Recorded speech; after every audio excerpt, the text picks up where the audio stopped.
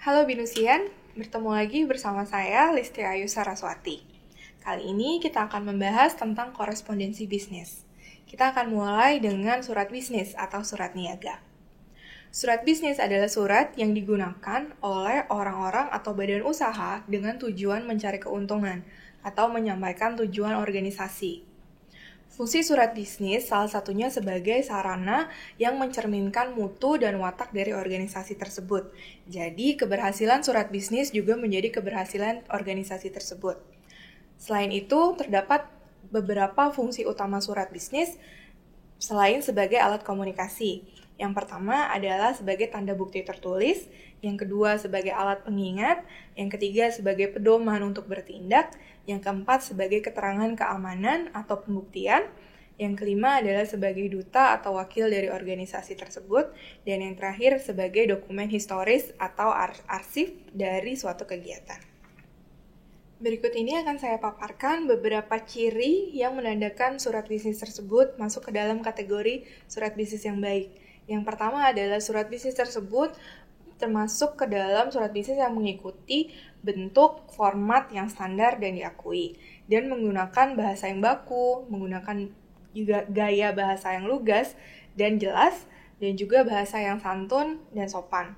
Serta surat tersebut berisikan fakta yang benar dan lengkap, dan tidak menggunakan singkatan kecuali singkatan yang lazim dipakai dalam surat menyurat, serta tidak menggunakan kata-kata atau istilah yang sulit yang belum dipahami secara luas. Di samping aspek-aspek teknis tersebut, agar menjadi penulis surat bisnis yang baik, pada koresponden harus memenuhi sejumlah persyaratan, yaitu diantaranya mengetahui prosedur surat menyurat secara umum, dan menguasai pemakaian bahasa tulis yang baik, mengetahui seluk-beluk permasalahan yang akan ditulis, dan yang terakhir mengetahui posisi hubungan antara pengirim dan penerima surat. Selanjutnya saya akan membahas bagian-bagian surat dan juga akan memaparkan beberapa format surat yang lazim dipakai di Indonesia. Yang pertama adalah bagian-bagian surat. Yang pertama adalah kepala atau kop surat atau letterhead, lalu nomor surat, tanggal atau deadline, selanjutnya adalah alamat, dan juga diikuti dengan salam pembuka atau salutation, lalu topik atau perihal yang ada dalam surat tersebut, lalu tubuh atau isi surat atau body of letter, lalu diakhiri dengan salam penutup atau complimentary close, dan juga diikuti dengan signature atau tanda tangan, lalu di bawah tanda tangan biasanya ada nama penanda tangan, dan juga inisial, yang terakhir adalah lampiran dan tembusan jika ada. Berikut adalah contoh format-format surat bisnis. Yang pertama adalah official style.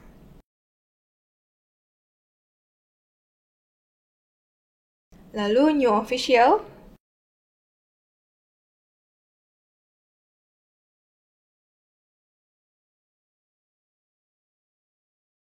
lalu fully block style,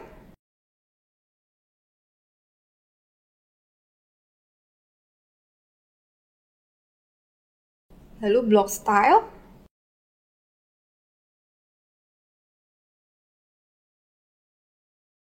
selanjutnya saya akan membahas jenis-jenis pesan dan bentuknya. Surat Anda kirim untuk orang yang berada di luar organisasi Anda, sedangkan memo dikirim untuk orang yang berada di dalam organisasi yang sama dengan Anda. Selanjutnya saya akan membahas tentang bagaimana caranya menyajikan pesan informatif dan positif. Yang pertama, ketika Anda harus menyampaikan pesan yang berisi atau bermakna informatif dan positif, berikan berita baik dan summarize atau membuatlah kesimpulan topik utamanya. Selanjutnya, berikan informasi secara detail, klarifikasi, dan latar belakangnya. Jangan mengulang informasi yang sudah Anda berikan sebelumnya. Selanjutnya adalah terangkan manfaat, kebijakan, atau prosedur untuk pembaca. Fokuslah pada pembaca. Teknik ini kita kenal juga dengan U-Attitude. Berikut adalah contoh penggunaan U-Attitude dalam komunikasi bisnis. Berikut adalah kalimat yang kurang U-Attitude. Kami sudah mengirimkan pesanan Anda pada hari Rabu, tanggal 22 Maret 2017. Dan yang ini adalah kalimat yang sudah berisi U-Attitude. Pesanan Anda dengan nomor invoice sekian-sekian-sekian telah kami kirimkan dan akan sampai ke alamat Anda paling lambat tanggal 28 Maret 2017. Apa Anda melihat perbedaannya? Ya, benar. Kalimat dengan your attitude menitik beratkan fokus pada pembaca atau kebutuhan yang ingin pembaca Anda dapatkan. Dalam hal ini adalah kebutuhan barang yang ia pesan sudah dikirimkan dan akan ia terima paling lambat tanggal 28 Maret. Pembaca atau pemesan barang tidak perlu tahu kapan Anda mengirimkan barang tersebut. Yang lebih penting adalah kapan ia akan menerima. Lalu, yang keempat adalah gunakanlah goodwill ending. Goodwill ending mencitrakan positif dan juga forward-looking dari kepribadian Anda. Goodwill ending juga difokuskan pada hubungan bisnis Anda dengan pembaca.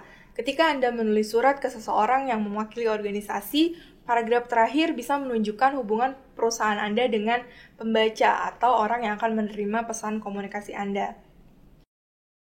Berikut adalah contoh penggunaan goodwill ending. Anda bisa perhatikan, kalimat pertama adalah contoh kalimat yang tidak mencerminkan goodwill ending untuk mengakhiri pesan bisnis. Kami menantikan telepon Anda untuk berbicara lebih lanjut tentang penawaran ini, sehingga transaksi dapat segera dilakukan. Berikutnya adalah kalimat dengan penggunaan goodwill ending. Jika Anda ada pertanyaan, silakan hubungi kami di nomor kontak sekian. Anda bisa melihat perbedaan dari kedua kalimat tersebut, kan? Kalimat yang pertama lebih menitik beratkan atau memfokuskan apa yang akan Anda lakukan sebagai penulis pesan. Dan kalimat yang kedua lebih kepada membangun hubungan baik dan lebih mementingkan kebutuhan dari pembaca pesan. Selanjutnya saya akan membahas tentang email. Email adalah bentuk komunikasi yang cepat. Namun begitu, ada beberapa guidelines penggunaan email sekaligus sebagai email etiquette. Yang pertama, hindari penggunaan semua huruf besar hanya untuk menekankan, karena mengetik email dengan semua huruf besar bisa mengartikan bahwa Anda sedang marah atau berteriak. Dan juga kirimkan kepada seseorang hanya pesan yang mereka butuhkan, dan kirimkan karbon copy ke atasan Anda jika diperlukan. Ketika Anda merespon sebuah email, sertakan hanya bagian pesan asli saja yang penting, agar pembaca bisa lebih mengerti apa maksud Anda.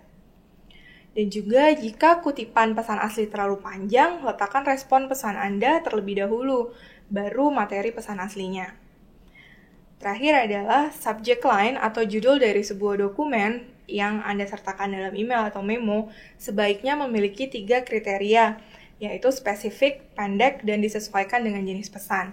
Apa pesan tersebut positif, negatif, atau persuasif. Dalam melakukan korespondensi bisnis, tentu saja pesan yang Anda sampaikan tidak hanya bersifat positif atau informatif.